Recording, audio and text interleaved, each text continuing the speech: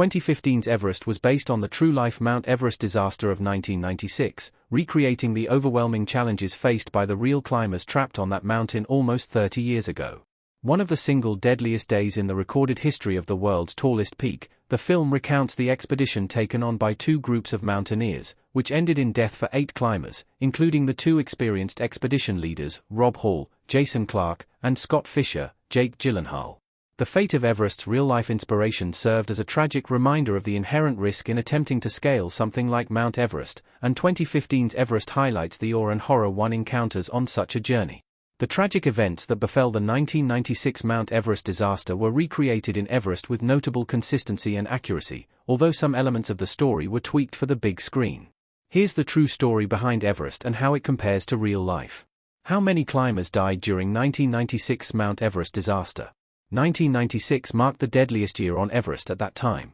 12 climbers were lost on Everest throughout the entire 1996 spring season, with 5 of them depicted in the movie. This makes it one of the deadliest single seasons in the history of Everest expeditions. 8 of these deaths happened during the disaster itself, which occurred on May the 10th and 11th. The Adventure Consultants expedition suffered 4 casualties, including team leader Rob Hall. The Mountain Madness team only lost 1 member, their team leader, Scott Fisher. Meanwhile, a simultaneous Indo-Tibetan border police expedition suffered 3 deaths from climbers who approached the summit from the north face. There were a total of 33 climbers on May 10 spread out across 4 separate expeditions, including Adventure Consultants and Mountain Madness, which directly inspired the film. The deaths of Andy Harris and Doug Hansen remain mysteries, as their bodies were never recovered.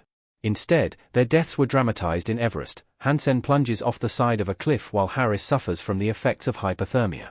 How long was the May 1996 Mount Everest expedition? For days passed between the beginning of the trek and the last survivor being rescued. The 1996 Mount Everest expedition took place on May 10, 1996.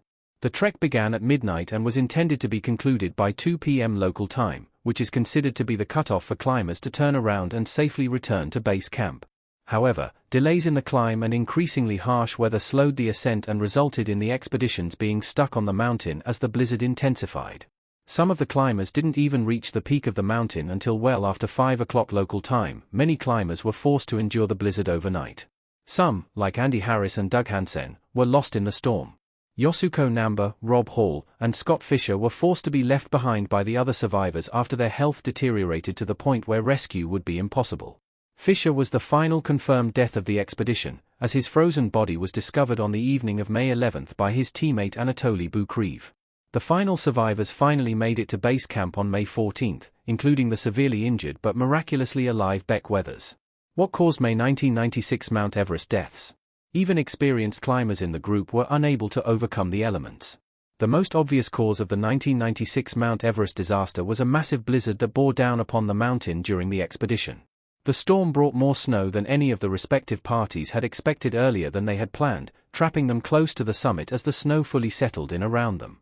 This buried the ropes that had been established as a pathway back down the mountain, reducing the clear path back through the storm. This made escape next to impossible even for the more seasoned climbers in the respective groups, like Yosuko Namba, who died from exposure on May 11. Further complicating matters were several technical mistakes. Guides failed to set up fixed ropes for other climbers, and the health of some of the climbers caused delays that led to the expedition being caught by the full brunt of the blizzard. There was also a lack of oxygen canisters, which impacted the health of the climbers as they tried to descend.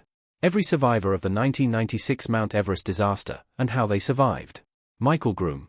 Michael Grooms is an experienced Australian-born mountaineer played by Thomas M. Wright in Everest. Groom had previously scaled Mount Everest before the fateful 1996 expedition. He became the 4th person in history to reach the summits of the 5 highest peaks in the world, Mukurlu, Lhotse, Kangchenjunga, K2, and Everest, without the use of an oxygen tank. He also completed the 7 summits, which means reaching the highest peaks on each continent around the world. Groom's career as a climber nearly ended when he lost part of his foot to frostbite when climbing Kangchenjunga. Groom was the only Adventure Consultants guide to survive the journey.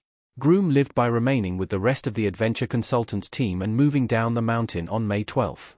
Following the 1996 expedition, Groom wrote a biography in 1997 in which he detailed his survival.